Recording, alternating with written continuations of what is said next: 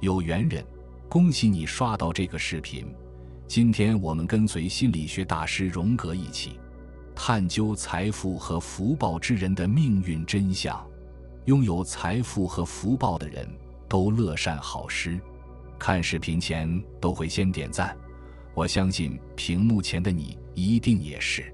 心理学大师卡尔·荣格在《10大神秘天书》中的红书中说，命运最好的解释就是，当你面对一件事情时，按照你过往的性格和逻辑会做出的行为，这个就是命。如果事情发生的时候，你做出的行为不符合自己过往的性格习惯，有了很大的偏差，这个就叫做运。所以运是改变，命是定数。所谓的逆天改命，逆的不是天，而是自己的本能。一个人的潜意识如果不能上升为意识，就会在你不知不觉的情况下引导你的一生，成为你的命运。上面大师的话你可能听得云里雾里，不要急，耐心听下去，你一定会有所收获。潜意识对我们的影响究竟有多大？有一项心理学家们组织的实验让人眼界大开。这个实验要求参与者对羞辱他们的人施行电击，有专业人员配合表演，并未真正电击。行动之前，实验人员在2组参与者的桌子上分别放了一把枪和羽毛球拍。结果实验人员发现，桌子上放着枪的那组参与人员施行电击的时间较长，用的电压也高，而放着羽毛球拍的那组参与人员施行电击的时间较短，使用的电压也较低。参与实验的人员完全没有意识到自己的行为会被环境中摆放的物品所影响，仅仅因为与武器同处一室，就能激发他们潜意识的攻击意向。虽然听起来有些奇怪，不过这样的事情其实在生活中非常常见。比如当我们路过装着落地窗的健身房，看到里面浑汗如雨的健身者，也会有想要锻炼的想法。当你的朋友圈胖子居多时，你会倾向于放任自己在半夜吃宵夜，从形态上更加接近于你的朋友昼夜不停一直工作的潜意识。事实上，我们在生活中的行为、选择、对目标的追求，大部分都是在潜意识的影响下进行的。当然了，我们不会停下来想我现在正在试图达到目标，而是会在无意识的情况下直接行动。相比于显意识而言，潜意识无时无刻不在工作，甚至在你睡觉的时候，会以梦境的形式将那些隐而未现的想法显示出来。潜意识能注意到你生活中的所有细节，包含环境中看到的物件、接触的不同类型的人、学习和业绩情况、经常性话语所用的词句，以及你的恐惧、欲望、开心、难过等内心状态。它比你的意识能记录更多内容，以各种形式交叉组合出不同的指令，影响你的选择，进而决定你的人生走向。这就是我们的心理学大师卡尔·荣格刚刚说的，除非你把潜意识意识化，否则它一直会影响着你的生活，然后你说那是命运。深层次的潜意识源于童年经历。前面讲到，我们所处的环境会影响我们的潜意识，但那只是浅层面的。从根源上讲，所有人的深层次潜意识都源于自己的童年经历。我们每一个人来到这世上的时候，就像一张白纸，父母和成长环境让我们成长为不同类型的人，对自我的认知和价值感也迥然不同。其中起因素的主要以下几个方面：一、父母传达负面信息的频率；二、父母对你存在感的确认，即是否认同你的存在和价值；三、言语上的虐待和排斥；四、父母管教的一致性。这些因素影响了一个人对自我的深层次定位。一个从小被认为没用的孩子，慢慢就真的觉得自己无能。而一个从小被赞扬、被包容的小孩，就能形成健康自信的心理状态。个人的主观能动性可以激发潜意识中的目标。虽然我们无法改变自己的童年经历，但当我们知道后天环境也可以影响我们的潜意识，并相信来自内心的力量，有意识发挥个人主观能动性，那我们就能拥有改变自己命运的钥匙。就像个体心理学家创始人、奥地利精神病学家阿尔弗雷德·阿德勒，从童年那个一直被忽略、极其自卑的孩子，最终成为一个对生活有掌控感的心理学大师，并利用自身经历发展出的个体心理学，帮助了成千上万个自卑、价值感低的孩子找到了自己人生的方向。如果我们明白潜意识的运作规律，完全可以发挥个人的主观能动性，利用规律快速启动潜意识，让潜意识帮助我们实现想要的一切。那么，如何利用潜意识实现自己想要的一切？一、选择自己环境中的图像、物件处在拥有的状态。开篇我讲到的那个实验，告诉我们环境中的物件会影响我们的潜意识。事实上，出现在我们视野里的图像也有同样的作用。图像和物件能够激发我们潜意识的想象，让其联想到我们在生活中的其他经历，比如看到新闻里拿枪劫持人质的事件，进行影响我们的感觉和决策。当你知道这条规律，就可以把自己想要的东西的照片打印出来贴在墙上，或设置成手机背景图案，经常性的查看、观想，越具体越好。比如可以想象自己已经拥有想要的车子，手摸方向盘的触感，皮革的味道，驾驶的感觉。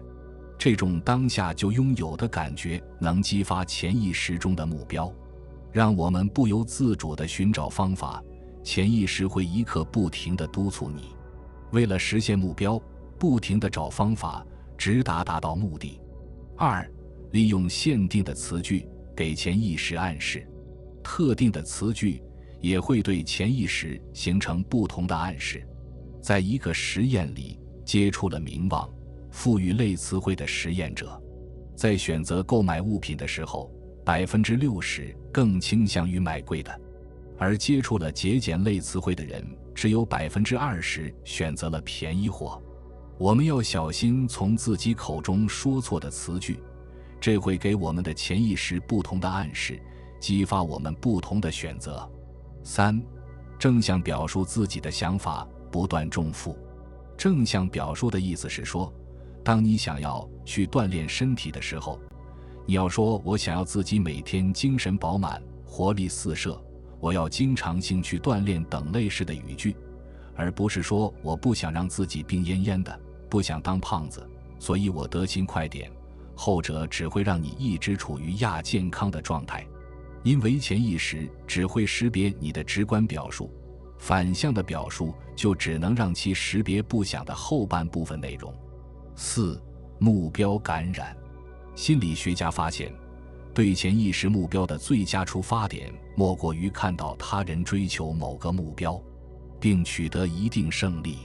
你不需要认识那个人，只要你觉得他以及他的目标是积极的就够了。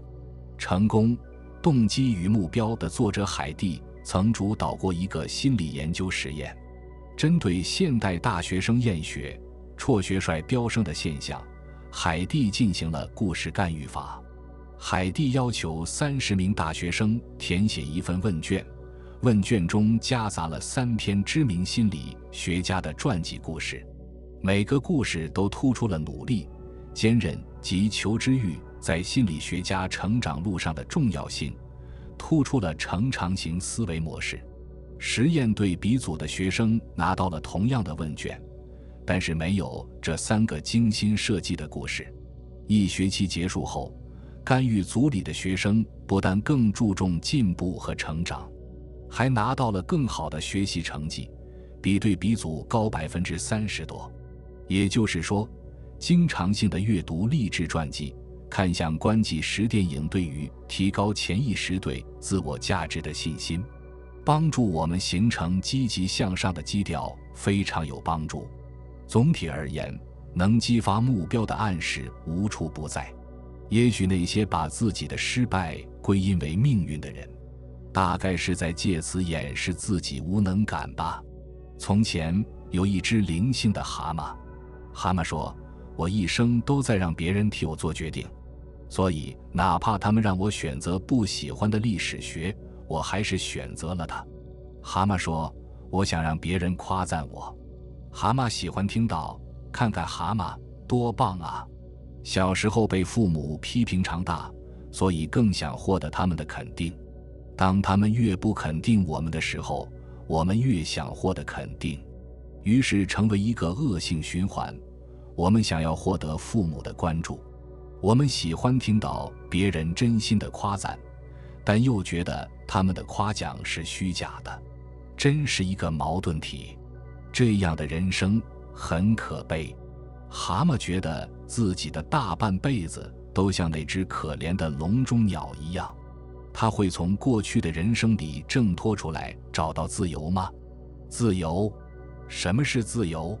这是个哲学命题。我也问我自己，我想要什么就要什么，这就是我喜欢的，我想要的自由吗？显然不是的。我爸妈让我加入体制内，我不同意，成了北漂，现在还在飘着。我过得并不幸福。在蛤蟆的叙述中，是啊，我们有机会回顾自己的一生，很多道理还是要自己经历的，让自己悟出来，别人怎么说都不管用。当我们老去，回顾自己的过去，回顾现在这样的生活，一定是无趣的，但这就是稀疏平常的一天。蛤蟆有机会地回顾自己的人生，这段话摘自原文。他开始意识到，某些人、某些时间，在很长的时间里都是怎样影响着他。他看到自己倾向于怎样行事，也看到一个事件是怎样引发另一个事件。以往，当他回忆过去时，那些发生过的事件都只是孤立的闪回，无法拼凑在一起。偶尔他能在回忆思考长一点的片段，比如入狱的日子，可随后他便急着赶走不愉快的想法，去想别的事儿了。所有人都不愿意回忆不愉快，所有人不愿想起悲哀难过的日子，所以人类开始刻意回避大脑中树突的延展。于是我们经常会在同一个地方摔跟头，一旦想起跟头怎么摔的，就已经开始回避了。包括我自己在想起一些不愉快的事情的时候，我不愿意去想，我不愿意触及我受过创伤的部分，也从不去思考它的前因后果，只会浅显地停留在表面。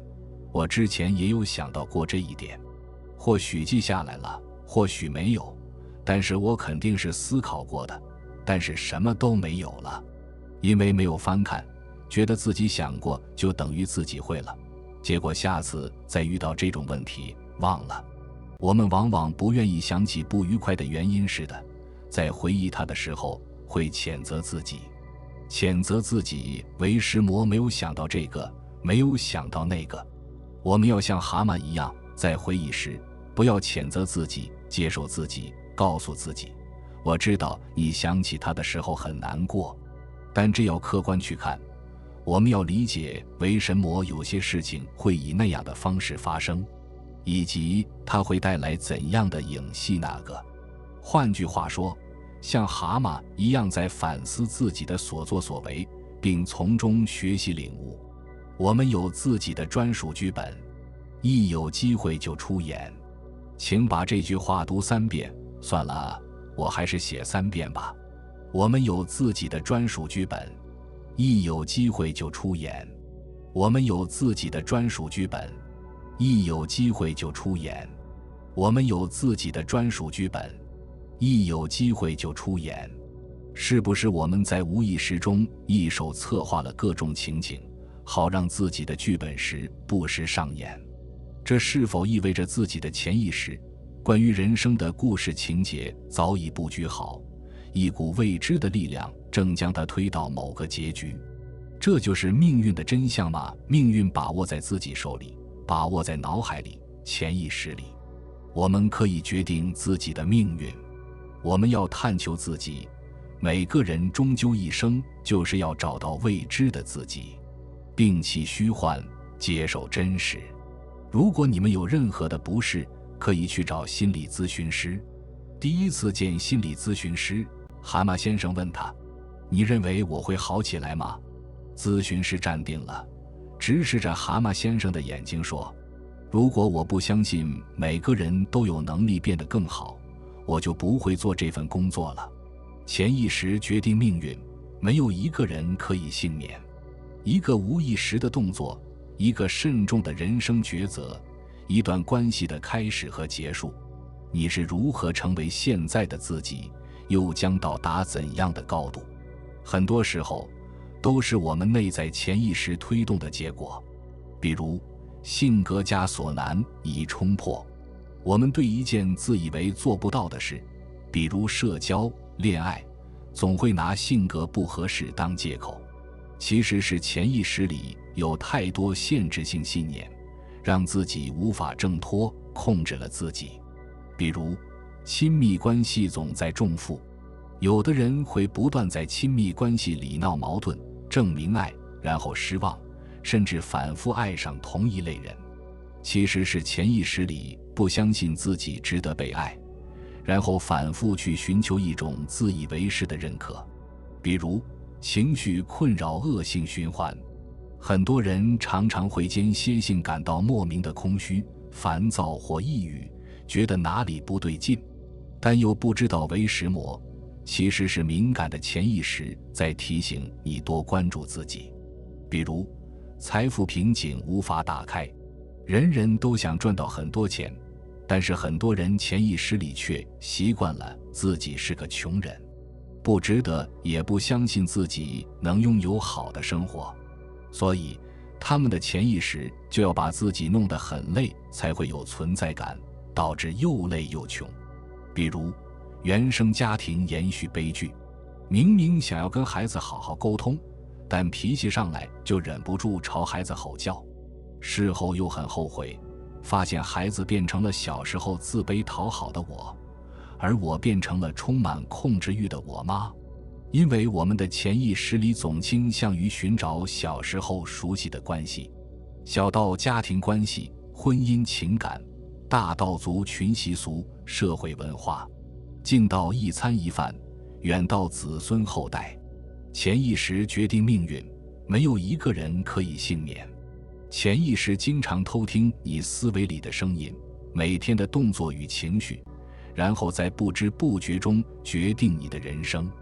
为什么要影响潜意识？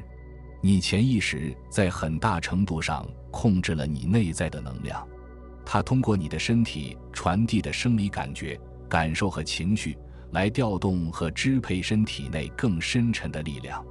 潜意识的主要指令是生存。当潜意识认为你不能控制那些内在的能量，换言之，当你不能处理失落、恐惧等情绪时，它将来掌控局面。如果你的认知告诉潜意识，我没法应付眼前这一切，潜意识就会自动负责，把你置于自我保护模式中，确保你能够存活下来。而在我们现在的日常生活中，这种自我保护模式经常是有害的，它会消耗你体内的能量，还会让你内心失去平衡。在这种模式中，恐惧控制了你的身体，你会表现出愤怒、抗拒、责备、撒谎、辩解、逃避。当你细想他们对你的健康和人际关系的影响时，你会发现这代价是多么惨重。潜意识的第二个指令是保证你成功。你不仅仅要生存，而且被内在的动力催促着要成功，完成两个目标：与他人进行有意义的接触，并在与他人接触的过程中做真实的自己。举个例子，在关于人际交往、性、金钱等人生面临的主要问题上，内在的动力通常驱使着你去爱、去接触、去得到你最爱的人的认可，并发现生命中的价值。为了成功，你需要知道，当自己面临被拒绝、挫折或被抛弃时，如何冷静下来并弄清楚自己的本心。如果你没有足够的安全感去爱，你的身体将自动地进入保护模式。可以说，对自己内心不间断的把握，是我们生活中面临的最有挑战性的任务。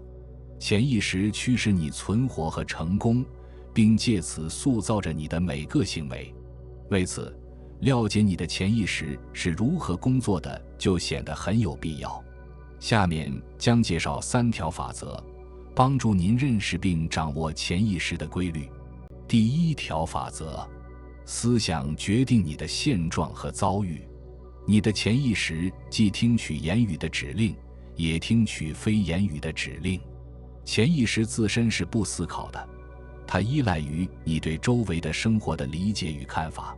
比如说，当你看见一只老虎，如果潜意识没有与你的想法联系上，它就不知道老虎对你来说是不是威胁。虽然大多数情况下，老虎看起来很显然是个的威胁，但如果你是个马戏团的驯兽师，你反而会很喜欢和自己的大猫在一起。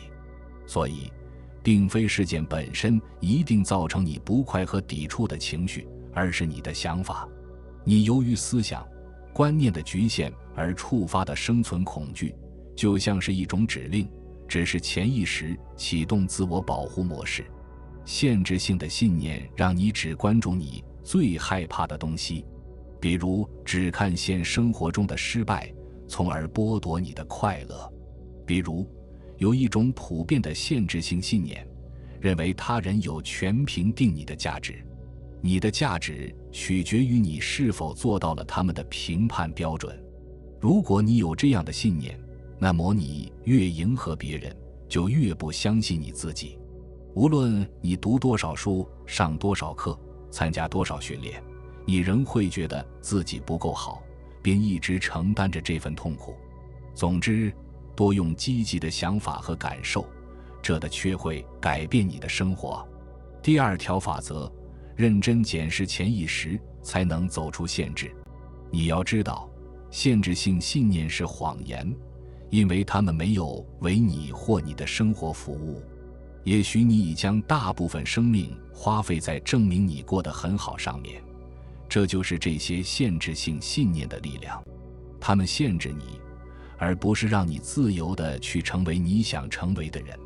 限制性信念的力量就在于，大多数情况下，它们悄悄地对你产生作用，而你却毫不知情。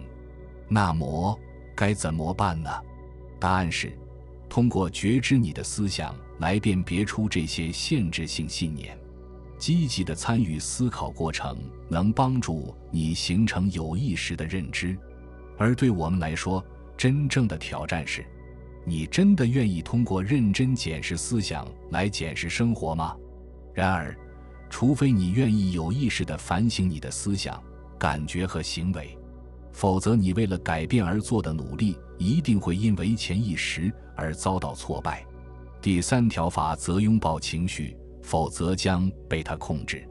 充分允许你的潜意识去体验完整的脆弱情绪，是提高情商并真正成熟的必经之路，这里面没有捷径。